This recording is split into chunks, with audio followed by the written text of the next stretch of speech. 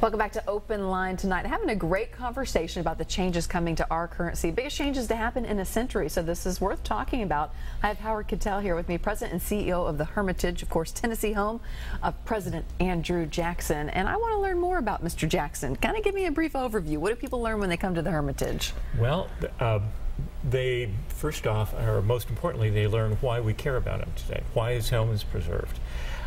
Jackson was a man of many firsts, especially as president. He was born in 1767.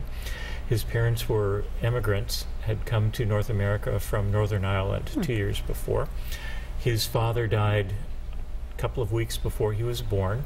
His mother and two older brothers died during the Revolutionary War. He was an orphan. He was an orphan by the age of 14. Wow. And pretty much left on his own from that point on. He was born in the Waxhaws region of South Carolina. He, as a late teenager, he made his way to Salisbury, North Carolina, earned a law license. Wow. He studied under two lawyers, and then the state of North Carolina sent him west into the western district of North Carolina that today we know as Tennessee, where he started his climb to fame. He was very ambitious. He was hot-headed, as we all know all very well, and pretty rambunctious. He came here, started a law practice, was generating revenue from practicing law, but also traded legal skills for land. And that was his springboard to gaining wealth. In fact, in 2004, during the presidential campaign, Forbes magazine ranked all of the presidents by wealth. George Washington was the wealthiest. George H.W. Bush was the second wealthiest, and Andrew Jackson was third wealthiest. But interesting, he did not come from wealth, though. He did not. He was our first president that did not come from a wealthy family, a Virginia planter, or the Adamses of Massachusetts. That was part of his, one of the firsts, and one of his claims to fame, that he illustrated the promise of America, that a man born with virtually no privilege at all could rise in ranks to be the president, or back then called the chief magistrate of the United States. Wow. Now, his administration, of course, came with some bumps and bruises, and his legacy comes with some bumps and bruises. It does. Let's talk about those. Let's talk about the Trail of Tears. Okay. What is his role in that? That, as with any Jackson story, is complicated. Jackson pushed through Congress in 1830 the Indian Removal Act. And Jackson wasn't the originator of this idea that Native Americans and white Americans couldn't coexist. There had already been removal of tribes, starting really in the 1600s, tribes pushed out of New England. But in the 1820s, during the Monroe administration, Indian tribes were removed to west of the Mississippi River, to what is today Oklahoma. There was a growing sense that the two races couldn't coexist. There was also a desire on the part of white Americans to settle in the lands that had been Indian territory, that we specifically think of as Alabama, western Georgia, Mississippi, Louisiana, and West Tennessee. So the Indian Removal Act was pushed through Congress, and Jackson signed it. It went through Congress with a small majority, because there was vocal opposition to the act, largely coming from New England, from evangelical people, today what we'd call evangelical people. More recently, some historians have said the support or the opposition to removing the Indians came from parts of the country where the Indian tribes had already been removed. So Isn't that interesting? There wasn't an economic interest. Right. Yeah. It's a harsh reality to think about today. So from 1830 forward, there were a series of treaties that forced what was called the five civilized tribes west. The Cherokees were the holdout, and in 1836 a treaty was signed that gave the Cherokee tribes 2 years to leave and migrate to Oklahoma.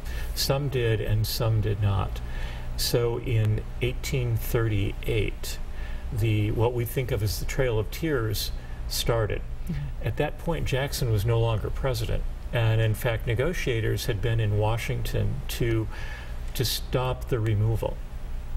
And at the very last minute, Martin Van Buren had agreed to stop the removal, but the word reached the Army before the removal began.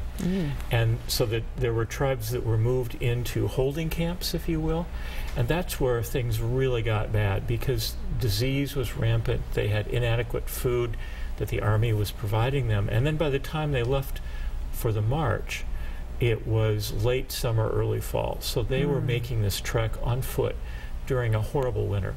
So it really is a blot on the history of our country.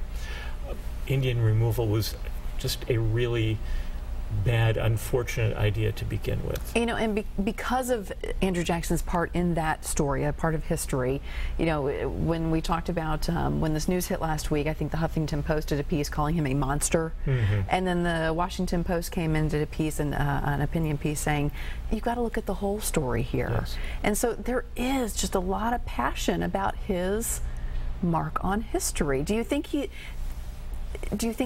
more with him, more so than some other presidents? He is probably one of the leading ones.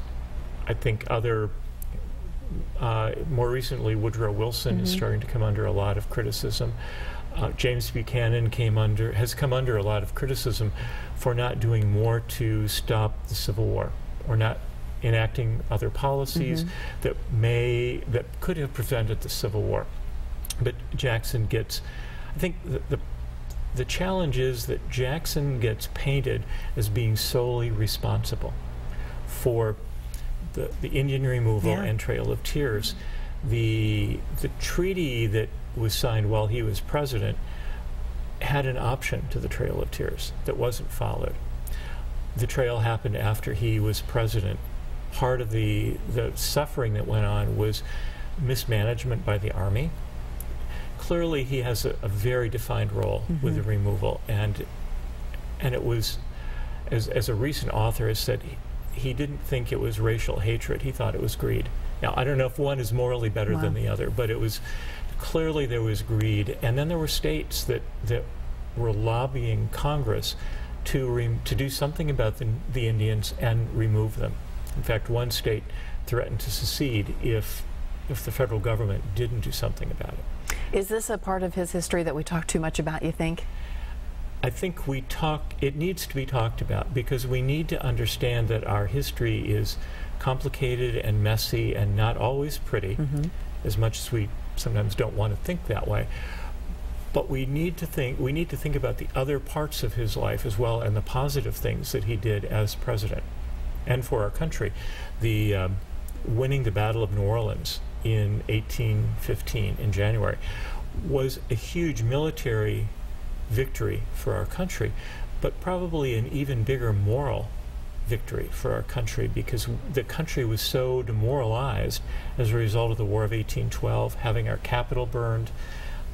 We lost almost as many battles as we won.